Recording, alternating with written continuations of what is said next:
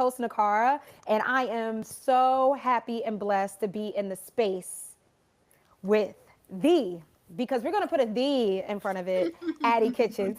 So before we start any episode, how you doing? I am great. I am great. I'm very happy to be here, and I am honored that you asked me. Listen, after that book, I gave it to my friend as we were in South Carolina. We had a girls' trip. And she said, "What you got me reading? What is a mess?" I said, "Buckle up. We ain't even there yet, sweetheart." So we like to start our episode 2 with a snowball.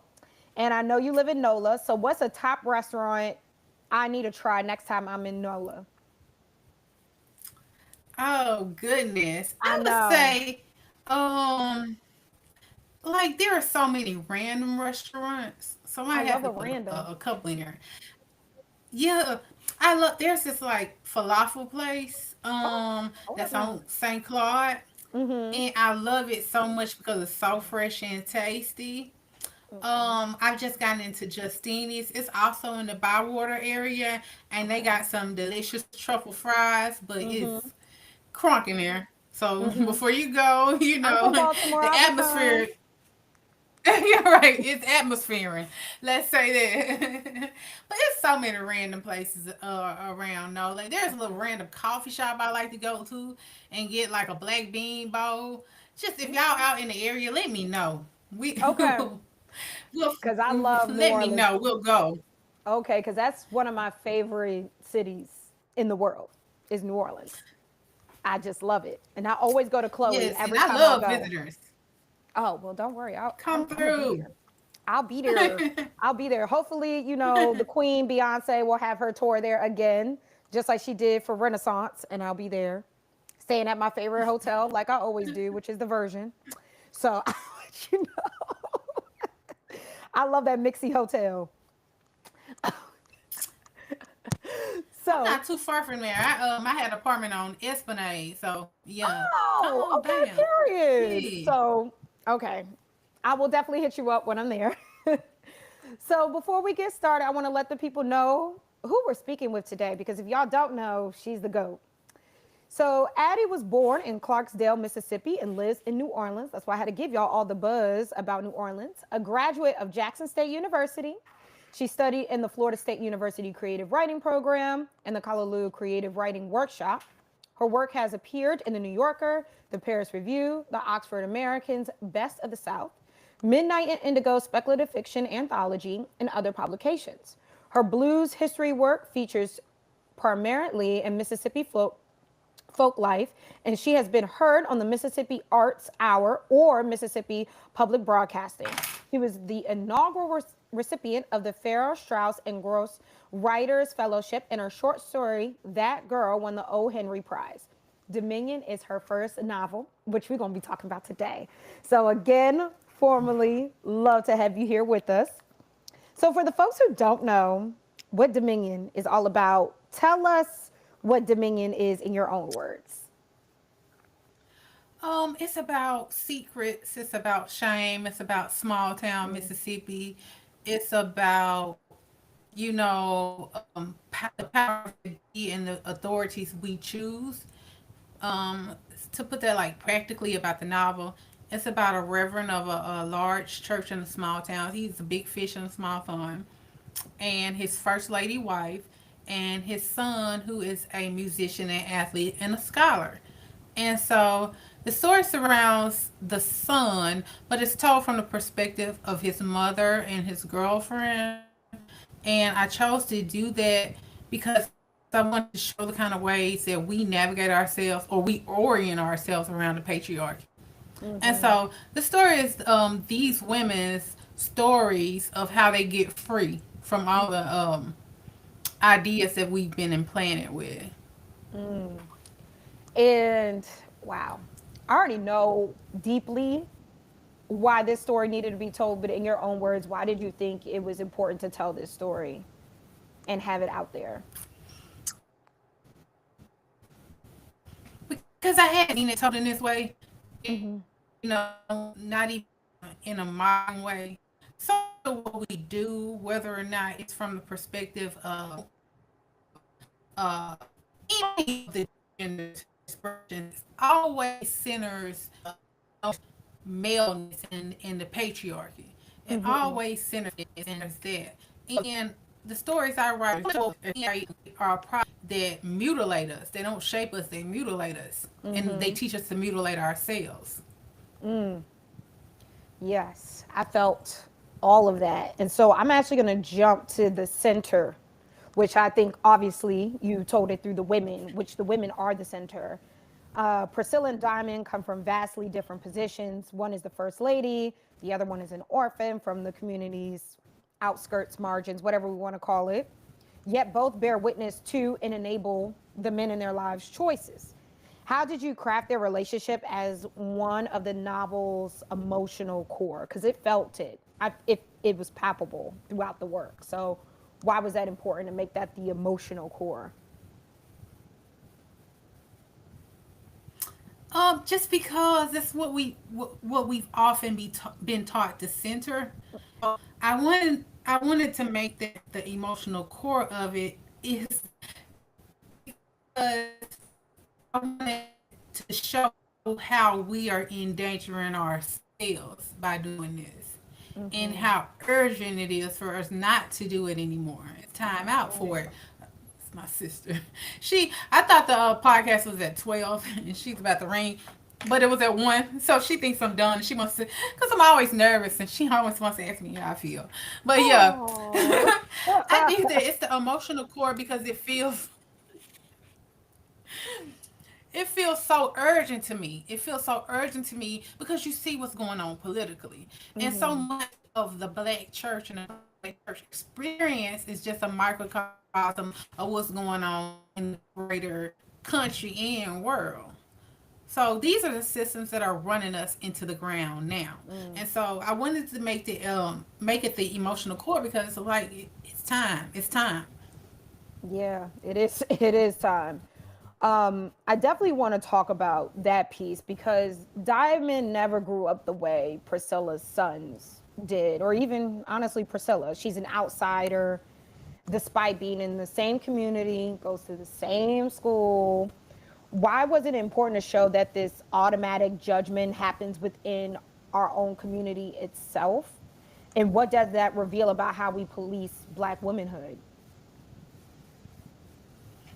It's how we police everything except black Yes. maleness.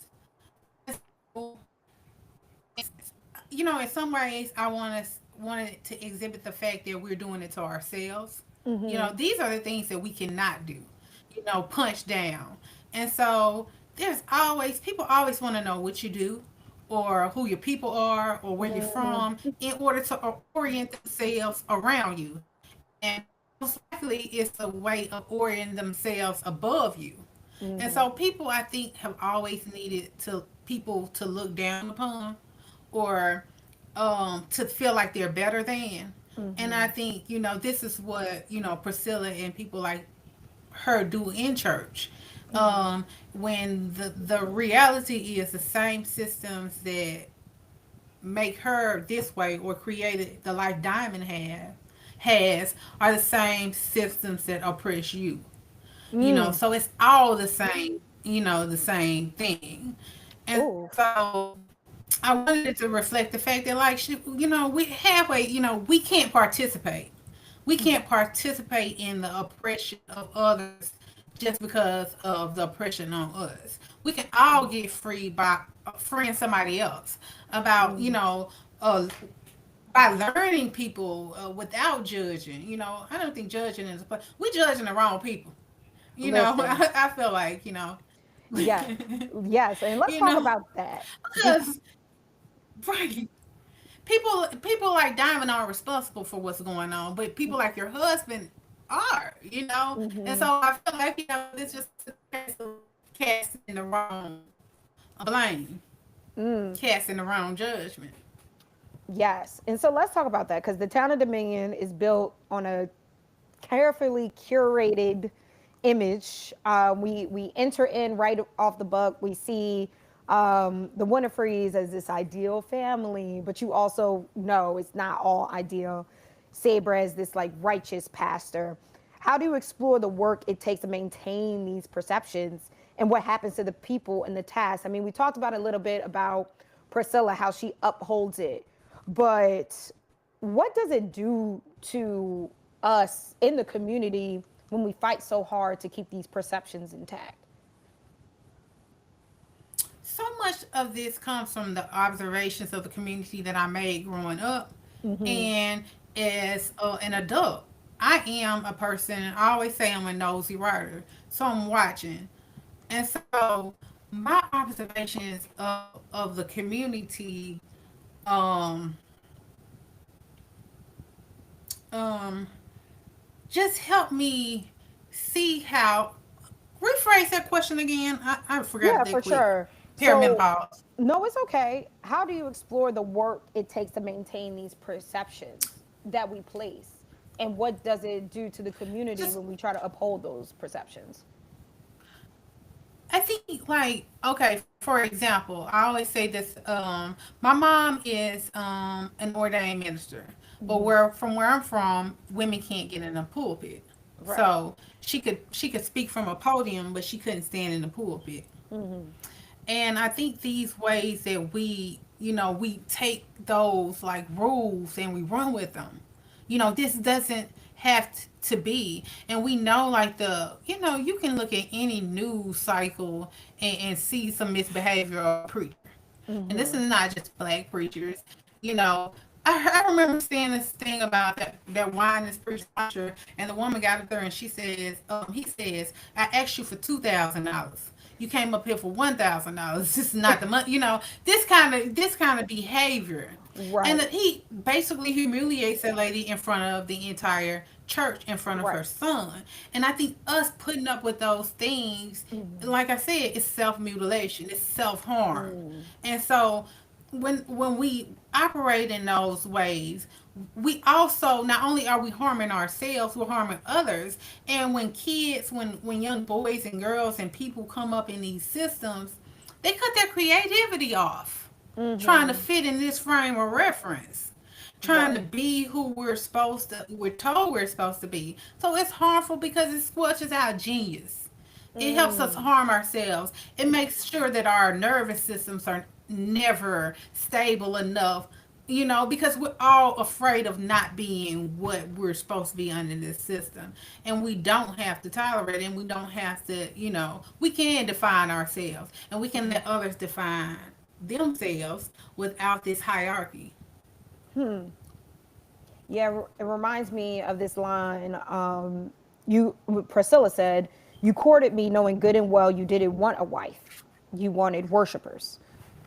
And we're talking about this now. Let's talk about how women are socialized, and we're talking about it a little bit now, particularly in religious spaces, to sacrifice themselves for the image of others. And you already talked about one of those causes is our genius, and the second thing you talked about is our Hmm. nervous system. Is there anything else? I mean, there's so many things. I mean, we could talk this whole episode about what else is the cost of that. But are there other things that come up to you about what we're sacrificing in order to uphold these things, and what are the costs? Expansion, our identity.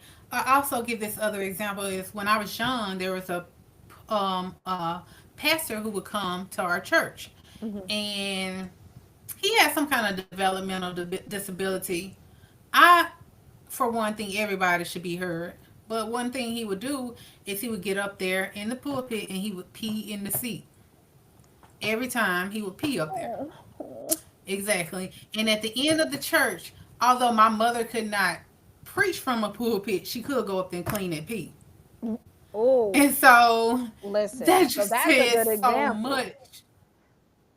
So right, so that's what I'm saying about it. I'm Yeah. saying, my mother is a generous, wonderful person. She's just run for commissioner and won. She's the first woman in city government in my hometown. And Wow. so watching her be so capable in the world at large, but in her church she's truncated by what's proper.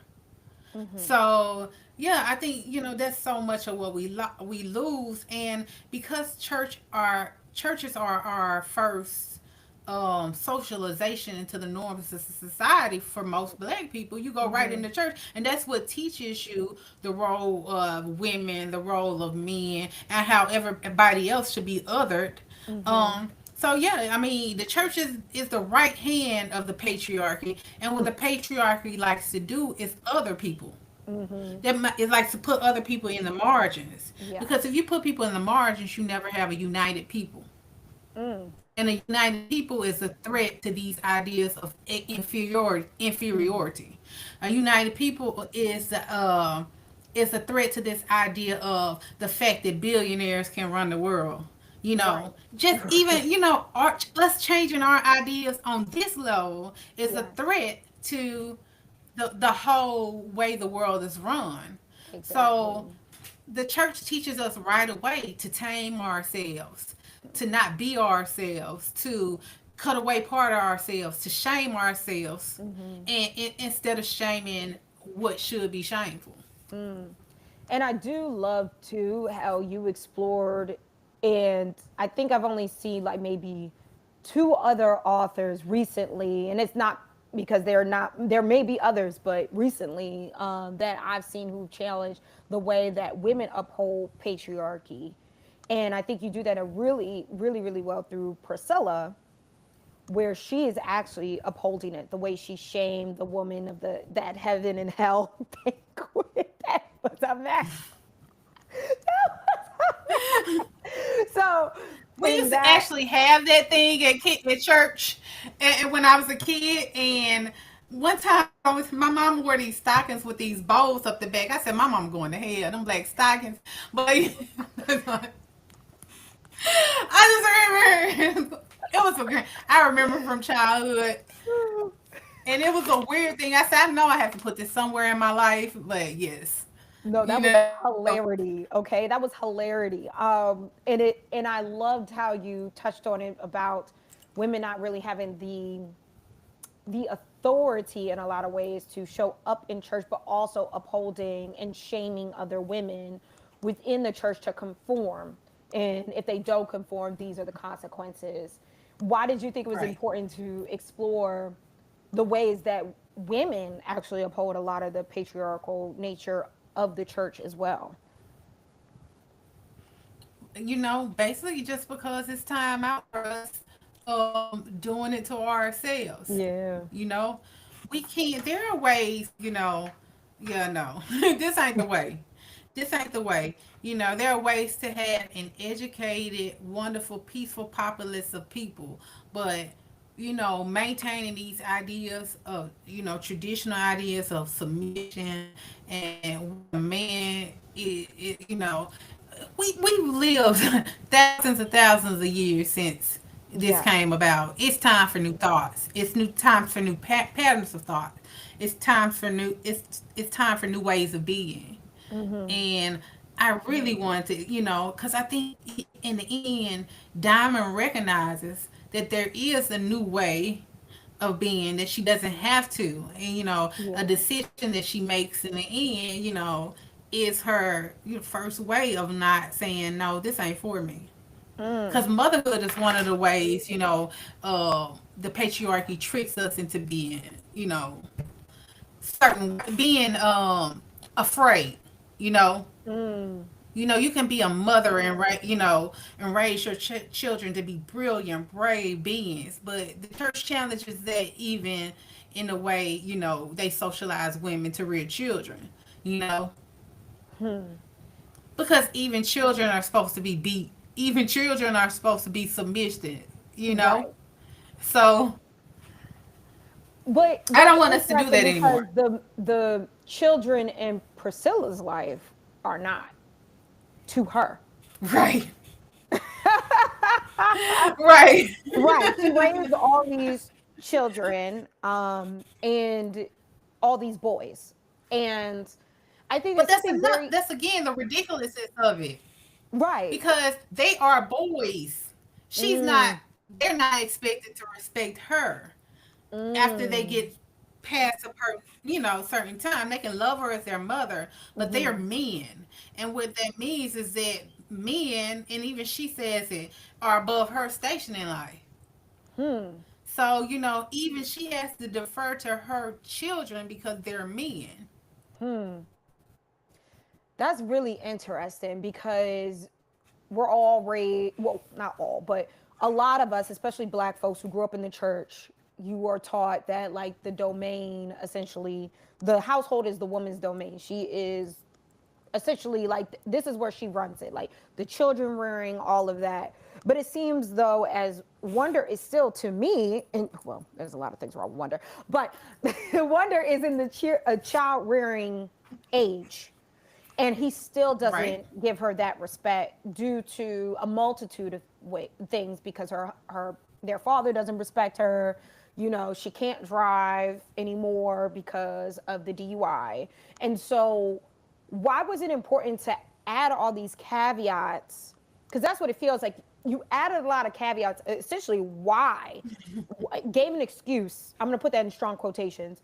An excuse to Wonder to behave the way he does. Why was that important to add all of that in there to essentially give Wonder a pass in a lot of ways? It felt like, definitely correct me. These are your works. you know, that's the thing, to understand, I guess, in a way, is that we're all equal in this thing. So I said, I've been writing this book a long time, but I had finished it. I had to keep living to be able to finish it. And in the Mm. process of being able to finish this book, I wrote a self help book. And it was called, that I sold, online. And it was called The Game Owes You, A Black Girl's Guide to Dating in the Patriarchy, something like that. Mm-hmm. And so one of the things I put in that story, in that self help book, is this way of how we allow um our ideas of patriarchy to make us submit to things that we shouldn't be submitting to. Oh. And this, right. And also in this book, I put this, in our communities, they give girls responsibilities while handing boys power. So Mm. this way, that Priscilla, understands that, she's not in charge and she can't be in charge. It's this whole system of entitlement that we build into black men in our community. Hmm. So let's talk about the responsibility portion, because throughout the novel you have the typewritten sermons from Saber. And so from the when you first start the book as a reader, you're like, okay, this is coming from this man's desk. Okay. But then you start to realize and soon discover the truth behind the sermons and the lack of, I guess, internal reflection and dialogue of Saber then. So why was this a part of your process, and why was it important to the story that you did that? Okay, so yeah, for the previous question, I just wanted you to know that I was basically saying that we're all even under this system. And I wrote Mm-hmm. that book to say that, whether you're beautiful, whether you're rich, whether you're an educated woman, whatever, as long as you're a woman and you're Mm-hmm. not a person with a penis endowed with the power of the penis, you're Yes. all equal. And so those caveats didn't matter, you know. Mm. Okay. Uh, it just is what it is, you know. Right. Those caveats were more for her orienting herself in her place. You know, Uh, it's how okay. I she see. I see where you held went herself there. into place. Yes. To be comfortable in the system that Yeah, you the placed imperfect, in. exactly. That's what, Huh. So I Okay. wanted to make sure, now give me the second, make sure I explained it in a way. No, So yeah, I give me I the like second that. question again. Yeah, no. What made me think about, you said we give men power, women responsibilities. And it makes me think about the typewritten sermons that when you're first as a Yeah. reader in it, you're like, oh, this is from Saber's desk. Okay, so this man getting ready for the sermon. He getting ready. He getting ready for his Sunday sermon. But then you soon discover that that man probably hasn't had a creative thought in a really long time. And the truth of those sermons. So, you know about like, I'm sorry, No, go ahead. I'm sorry. No, go ahead. Okay. So, you know, like, right, we see all of this stuff in history about all of these famous writers, Mm-hmm. who, like F. Scott Fitzgerald, Mm-hmm. who, who took all of one of his novels from his wife's journals. Mm-hmm. She wrote all of that. He didn't write none of it. Mm-hmm. You know, or all of these composers who stole from their composer wives, or these scientists who didn't do the work, their wives Mm-hmm. knew the work, but they Right. put their name on the research. We Mm-hmm. hearing this all through history now. And so we got this idea that all men only created this kind of stuff. Just Mm-hmm. men did all the things worth creating. When most of the time, no, they're borrowing. And I Mm-hmm. also say, you know, also in my self-help book is that, you know, men will borrow personalities because they're patently Come on uncreative now. people. They are. That's a thing we lose in the patriarchy, because Mm-hmm. creativity is masculine. You Mm. know, so in that way, you know, men don't have it because they cheated themselves out of it through patriarchy. So Mm. I said all that to say these sermons, which are written by Priscilla, are her represent her trying to grab a power back. And you know, Mm. she's really taking some shots at him doing these sermons. And you're right, he's having no self reflection whatsoever about them. So this is her attempt at taking her place in history. What she, you know, because she mentions other things in the novel that that have been her brainchild that she never got any credit for. Mm-hmm. And so she's using these little sermon notes as a way of getting back at him and then asserting herself and having a voice. That's Mm-hmm. another one of the reasons why I wrote it from their perspective, you know, giving voice to people who don't have a voice, you know. Mm-hmm. So when it's black women raise their voice, it's an attitude.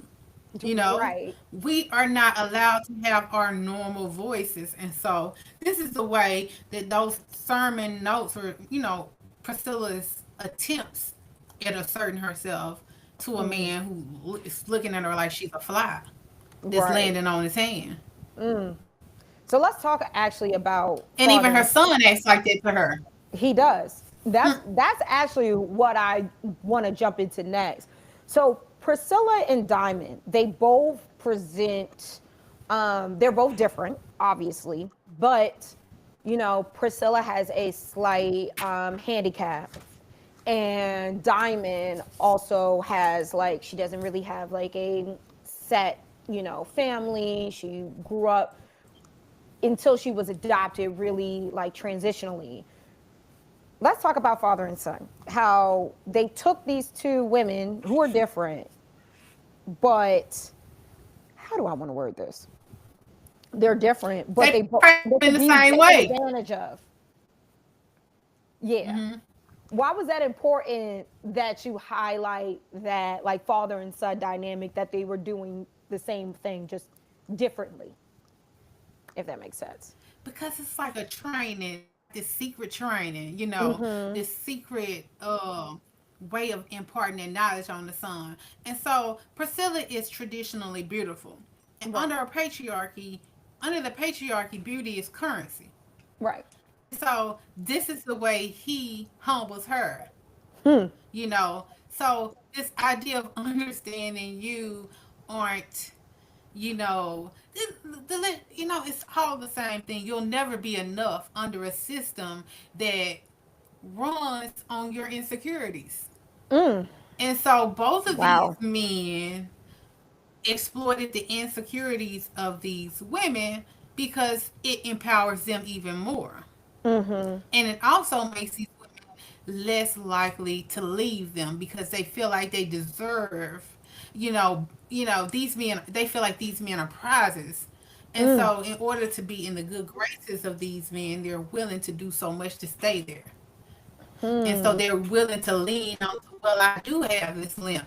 Or, well, I do have no one. I am an orphan. I am a friend. It's a blessing somebody like this would choose me. And so that's that, Hmm. this Uh, way of these men, making them one these women to feel grateful, because that mind, that type of mind fuck is what allows them to manipulate you.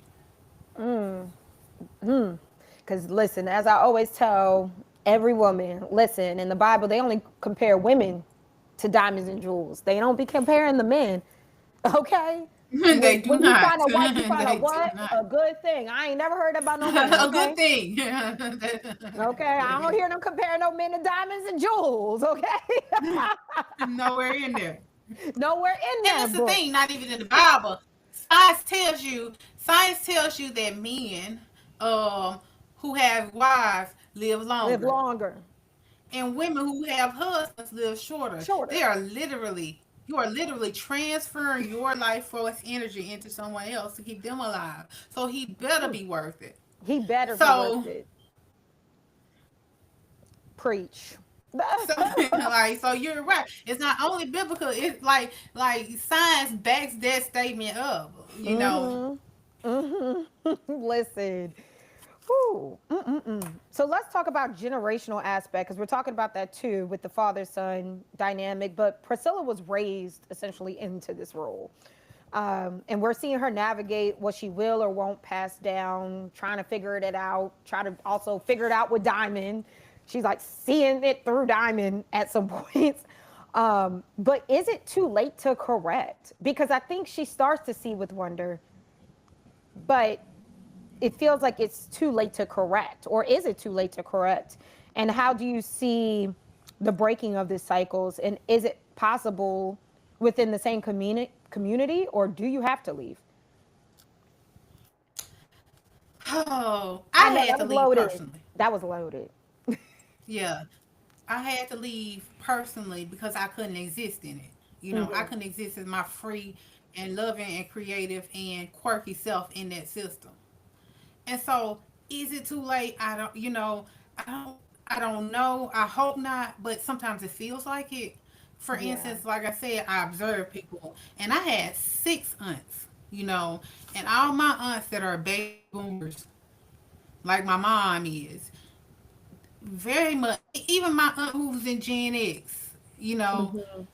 very much cemented in that, and it just really, I think, I don't know if complacent is the word, or I don't know, seem very satisfied in that system, Yeah. even though you can tell it's not good for you. You can tell it hurts. Hmm. So, you know, it hurts.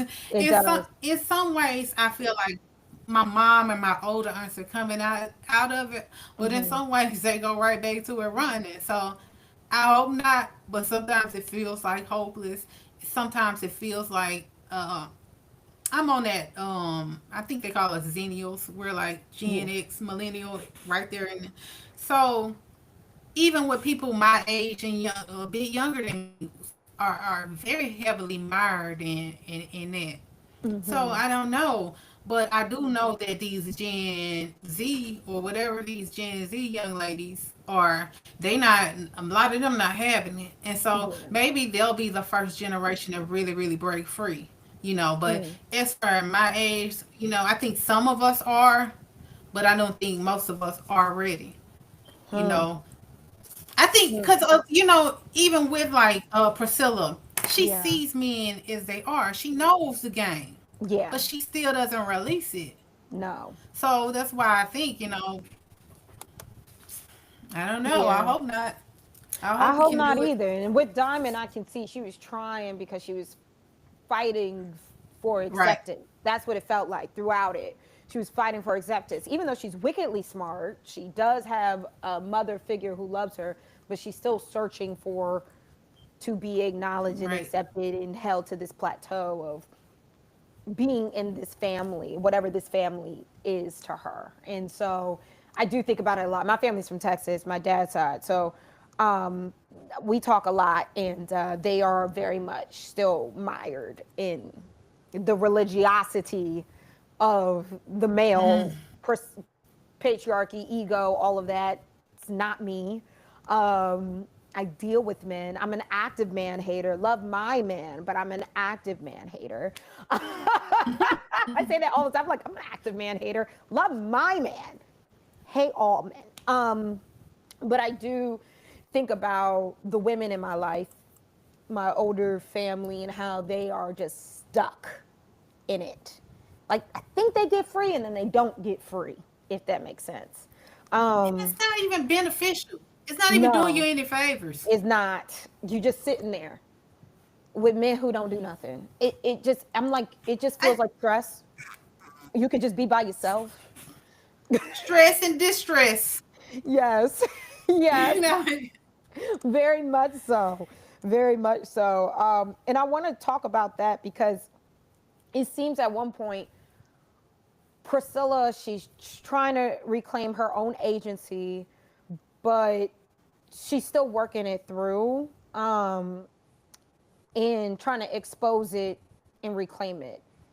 And I don't know if it's the end of the novel where essentially everything happens with Wonder, and she's just like, I'm just done. And then Diamond's like, oh, I got to get out of here, right? Is was the leaving in the breaking, so the breaking on Priscilla's end and leaving in Diamond's end, was that you hoping that, what were you exactly hoping that people took away from that? I was hoping, like when you're in whether you're in a terrible job or abusive Mm-hmm. situation, it takes time, it takes chance for you to leave the situation. It Yeah. might take, I think maybe it takes like 5 or 6 chances of leaving an abusive relationship for you to actually leave, you know. And I think I wanted to say that, whether the chance is successful or not, try and keep Mm, trying and keep trying. Because yeah, in this system there are loving, sweet men that you could be, these are they. This is how. So, lead with. Leave that leaving is the lead to find stuff. And when you find yourself, to leave yourself, you can find yourself with better. you mm-hmm. know. And I think it was important for me to show them both leaving those situations because I wanted to show it's possible. It's Mm-hmm. possible to one day change your mind and say this is not enough or this won't work. Mm-hmm. You know, Hmm. and you might try and fail, but you try and you Yeah. can try again. Right. Because it, you don't miss, what's it say? You miss all the shots you don't take. So might as well take the shot. Right. There's one other Yes. question before I jump to my one of my last two, which is, what was up with the numbers every time you got into Wonder's thoughts at the top of the page? I knew you was gonna say it. I knew Because that was what coming. was Those that? numbers are based on the research that I did that for a serial rapist, they rape 7 times before getting caught. So those numbers are not only the dates, they are the number of that person, the order. So it was like, and the dates are like in a European notation. Yes. And so, cause he's a meticulously organized. He's a meticulous Yes. child. Yeah, and so those dates are the numbers of the time and the person. My mind done just blown. Because I was sitting there reading this. I was like, what is up with these numbers? What was up with these numbers? Right. Oh And they my God. correspond with those envelopes. Yes. Which, listen, So yeah. listen, I was wrecked. I was wrecketh, okay? I was no good. And that baby is a baby psycho. Not even baby psycho, that man's just a psycho. Actually. So let's talk about this one last piece of that because that's what leads me to this, which I figured that's what it was pertaining to. I just did not get all that context that you just said. So, Wonder in Saber's, it seems like their masculinity is so fragile, which most men are who decide to engage in multiple external affairs that they both do, in the power dynamic. what were you trying to depict on that shocking act of violence that happened with the very nice homeless man who don't bother nobody, um, in Wonder, and what were you asking readers to reckon with that, in the cost of like keep looking away? Right. That number one. But just how silly this is. Just how silly, fragile. I mean, like, okay, masculinity, that's the strongest in the world. That's the strongest SHIT in the world. You Yeah, go build yeah. stuff and you go fight tigers. So why is it if you see somebody with their nails polished, a man with their nail polish, it's you scared? What What's the nail polish gonna do to oh, you? I've been trying to tame my potty mouth, and I've been able to It's do it. okay. It's just getting like, why in the hell does this Yeah. bother you? Why is it scary to you? Mm-hmm. Why is a trans person scary to you? Why is a Mm-hmm. gay? Because I guarantee a gay person ain't never harmed you most of the time, you know. Yes. So a trans person had. So these ideas of also, but also these ideas of who's disposable. You know, it's all Mm. right for him to have, harm that man because he's disposable and his secrets are more valuable than this man's life to him. And Mm. that's just how Ooh. fragile masculinity is. It'll get you killed. Mm. You know, fragile masculinity is murder often. So much of the headlines is full of it. Yeah. And so Oh. just the idea, even in that section, the Joker he says, "I want to tell this boy there's so many worse things you should do in life. This ain't nothing, Mm-hmm. you This ain't know. nothing. So this ain't nothing." And so I just Mm. wanted to display the silliness of it and the silliness of how masculinity is not supposed to be fragile. Y'all Mm. teacups, you know. Y'all are Mm. those paper thin teacups. So, but you're tough and you're supposed to be running the Yeah. world, and that's why this idea of peace comes with destruction of this hierarchical system. You could go bomb some people and bring peace. That don't make a fucking lick of sense, you know. Not So one. destruction, not Yes. one lick of sense. So this And then idea of destruction and ripping up things, that's yes. just the fragileness of it, Hmm. and it deems everybody that does not fall into their shame and their delusion is disposable, like this homeless man Hmm. who we could have Because just in let the end, go. Wonder ended up being disposable too. And that's the whole point of the novel. Dominion is Yeah. relative. Ooh, come on. That's a word right there. That's a word right there. It's, So yes, woo, Dominion is, my God. My chest just hurts. Oh my God. Oh, it just shot me in the chest. So if you want readers to take one thing away or just something away from this novel, what would it be? um, you don't have to think like you thought before. You know, Mm, I do like that. anything Mm, can be changed. Anything can be rethought. Anything can be changed. No aspect of your personality, no aspect of your situation has to be fixed in place. I like that. You can like look at these systems and you can look at everything in your life and reframe it. I like that. So before you jump, I would love if you have it next to you, an excerpt from the novel, so people can get a taste Okay. of how And you it's wrecked funny, I my thought I life. didn't have it. I'm at my boyfriend's house and I thought I didn't even have one because You now my you know apartment Zay is in got the a city, copy. but He we got a had couple. one left. Let me read this little section. Okay. On the evening of February 14, 1976, my husband explained to me that because Eve ate the apple, I would have to eat the snake. The act shocked and appalled me, but I was submissive to my husband like I thought I was supposed to be. The next day was a Sunday, and I couldn't believe he stood up in the pulpit and preached all the same. It became a habit of his that while he watched the old bang bang shoot 'em up westerns on the TV in the study, he regularly sawed into my mouth, and I tried my best to protect the back of my throat when he got too zealous. I knew that in the scheme of things, this probably wasn't so bad a thing to do, especially since this was my husband, but try as I could not get comfortable with it. It got so that I had to tell somebody. I don't know who I was to her, but Bertha Benny was my best friend, the one I told my secrets to. Of course, she didn't take me seriously.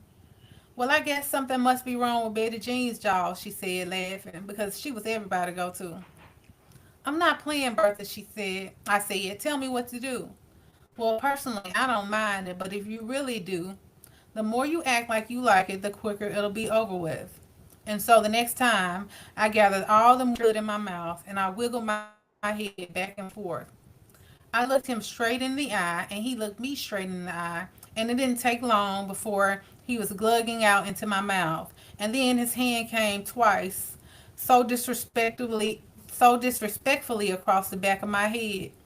He held my chin and eyed me suspiciously. Where did you learn that at? He spat. Who you been hanging around? Who had my son been hanging around? Where had my son learned that thing? What did that say about him? Was it somehow connected to the reverence deprived behaviors? I thought with horror of what any of my boys might be doing with women. My mind found that silly girl clutching her breast while her pocketbook was open on the floor, humiliated not for her participation in the filth, but for being caught and found out. You would have had to fix my face and box me 6 feet under if Rev's mama ever caught me eating snake. I sighed from the bottom of my being. It just meant more prayer over my boys was necessary. I recall how faithful my parents were in trying to get my hip healed. They recruited every reverend in shouting distance to pray over me. One young preacher had fire in his hands, one had ice. An older granddaddy type said, if it don't work, at least God gave her the blessing of beauty. Still, the feverish knife pain nights drew on, and my mama knelt at my bed, whispering, "By His stripes you are healed," as fast and as fervently as her tongue would allow. In the memory, I realized mothers were always receptacles, always supplicants. Yes, Lord, I said, sinking down to my prayer rug. More conversation with you will fix it. Whew. And this is why y'all all need to go pick it up, preferably from your local bookstore. So are you working on Please. anything next? And where can the people find you? I'm always writing. I'm working on something. I have 2 stories out that I'm hoping are going to do something. I'm working on a revision now. That novel that girl came from that was in the New Yorker that will Mhm. be coming out soon. Ooh. And you can find me on Instagram at Addie Kitchens, Facebook at Addie Kitchens, and my website is addykitchens.org. Just Google me. I'm there. Come see me, y'all. Oh my gosh. Well, I want to thank you for taking the time because you could have been anywhere in the world, but you decided to come on here and talk to me about books, about your book in particular. And I really appreciate that because, whoo, that book wrecked me. In a good way. In a good way. In a good way. So, Thank y'all, you that, so much for having me. of course. Thank you. This is And beautiful. And then you had like some great questions. thank you. Listen, like I said, that book wrecked me.